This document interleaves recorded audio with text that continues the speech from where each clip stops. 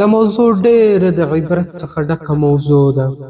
باید چې ټول ورڅخه زده کړه وکړو او پند ورڅخه واخلو.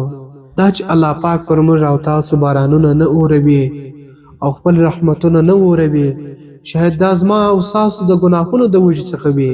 باید چې الله پاک ته په اخلاص سره رجوع وکړو. 40 کاله د الله پاک نافرماني کوونکي کس د توبې واقعه.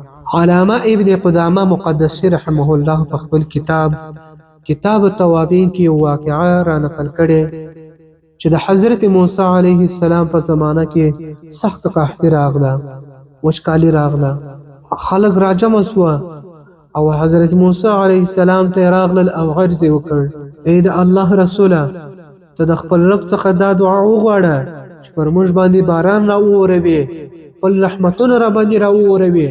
نو حضرت موسی علیه السلام د دوی سره صحرا ته ووتی.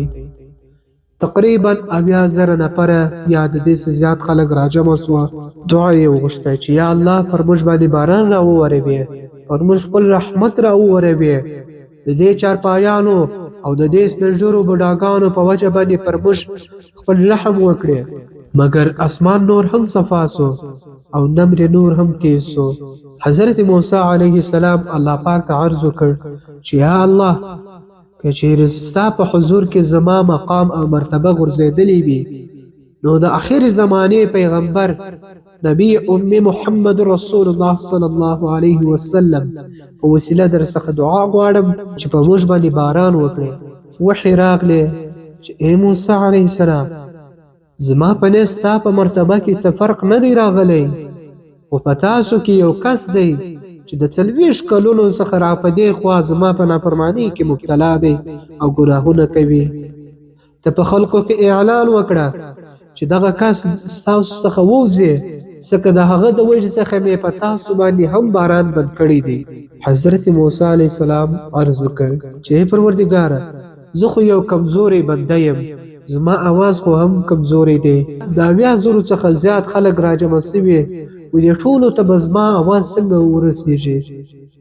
الله پاک ورته وفرمایل چې ته اعلان وکړه او خلکو ته رسول یې زما کار دی. نو حضرت موسی علیه السلام ودرېدی او اعلان یې وکړ: یا ایها العاصی الذي له 40 سنة يعصي ربه اقسمت عليك ان تخرج من بيننا.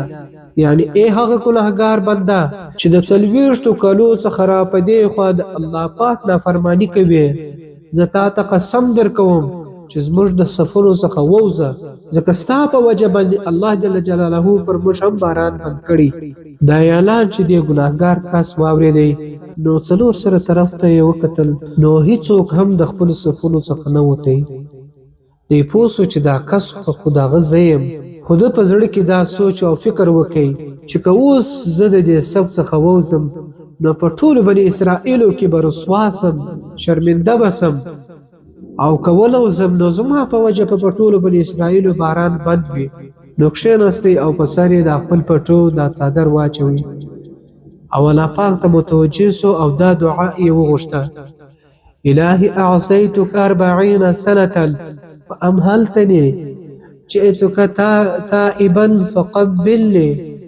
ای پروردګاره، ما 40 کاله ستا نافرماني وکړه، خو تا مهلت راکړې، اوس تا ته توبه باسم، نو زما توبه قبوله کړه. ته لا دا خبره پوره کړې هم نه وه چې یوه سپینه وریځ راغلل او دومره ډېر باران یې وکړ، دومره زیات باران اوس. حضرت موسی علیه السلام الله پاک ته عرض وکړ چې یا الله، تر اوسه خو لا څوک د صفونو څخه وتلی هم نه دی، نو تا څنګه پر موږ باندې باران وکړي؟ الله پاک ورته وفرمایل: ای موسی، سقیتکم بالذي به منعتکم. د چا په وجه، د کم کس په وجه چې ما باران پر تاسو باندې بند کړی وو، اوس مې د هغه کس په وجه باندې پر تاسو باران ووروئ، ځکه هغه راته توبه وباسلې دی. حضرت موسی علیه السلام الله پاک ته عرض وکړي چې یا الله، دغه بنده خو ماته وښیه چې زه یې وګورم چې دا څوک دی.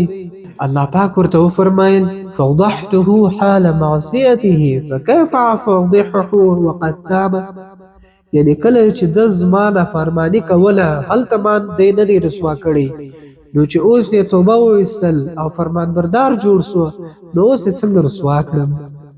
نو فایده یې دا د عزیزانو قدرمنو تاسو واورېدل چې کوم کس د 40 کلو څخه را په دې خوا د الله پاک په نافرمانۍ کې مبتلا و هیڅکله د ګناه څخه ځان نه ساتئ خو چې په اخلاص یې توبه وویستل نو الله پاک یې څومره ژر متصله توبه قبوله کړه او بیا یې د ده پرده هم وساتل چې په خلکو کې رسوا نه سي شرمنده نه سي.